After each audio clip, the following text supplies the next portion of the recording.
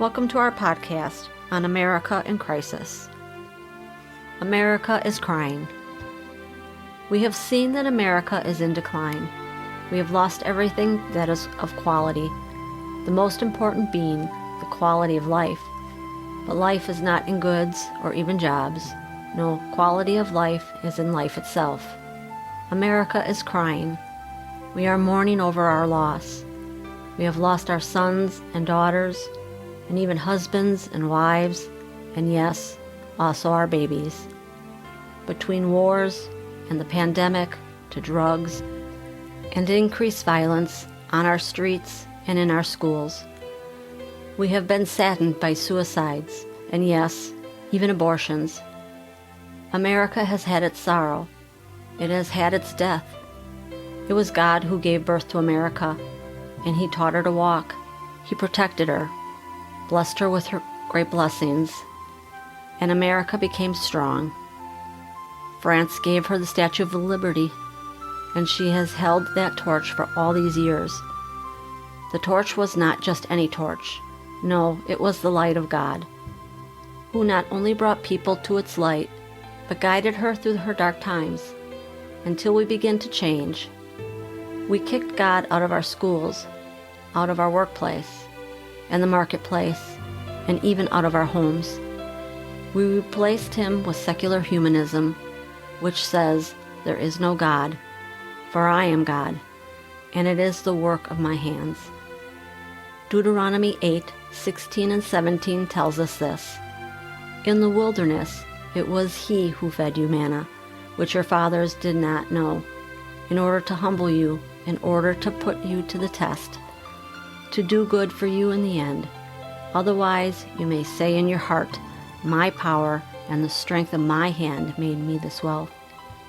But you are to remember the Lord your God, for it is He who has given you power to make wealth, in order to confirm His covenant, which He swore to your fathers, as it is this day." With today's culture of death instead of life, we have reaped what we have sown. We have seen the fruit of death, life without God. The God who brings life means we are only left with darkness. Death and violence and immorality are constantly before us on our TVs, movies, video games, and music. America is at a breaking point. Yes, a nation can have a breakdown, and we certainly are at that brink. So much sorrow has caused us to be depressed, and our depression has only caused us to increase many of these things that have driven us to this sorrow and depression. We no longer can continue in the drugs and violence and the lifestyle that all lead to death. We may never get over our crying. We may never recover unless, of course, we change course. Let us return to God. We have walked away from Him. Today, there are so many people who no longer call themselves Christians, not even the pastors who teach their congregations.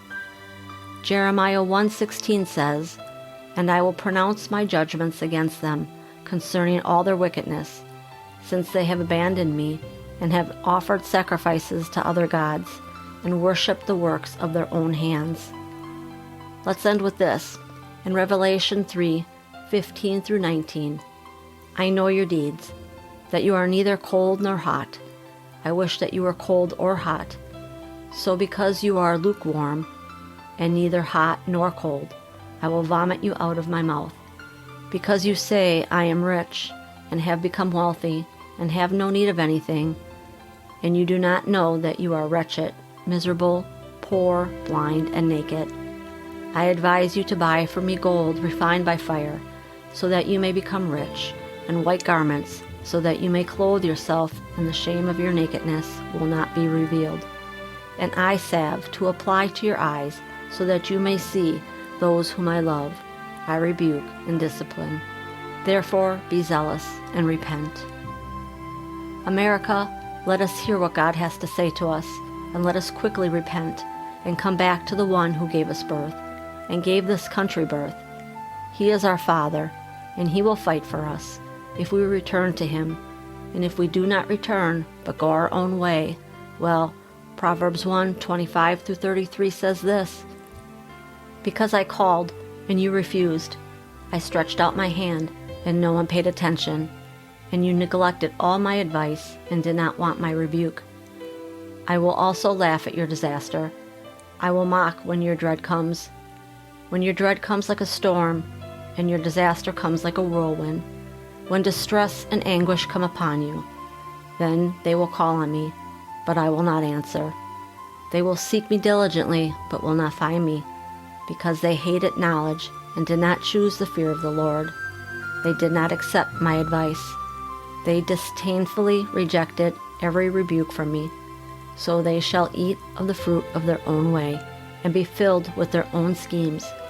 For the faithlessness of the naive will kill them, and the complacency of fools will destroy them. But whoever listens to me will live securely, and will be at ease from the dread of evil. Today, let us stop that which is causing us such distress and harm, and let us make peace with one another, living and respecting one another, as God intended us to live. For only His ways bring peace. Only in peace can you have freedom. But the world's ways will cause us only to keep crying over our losses. Are you going through a crisis? Visit the First Aid Kit on our website.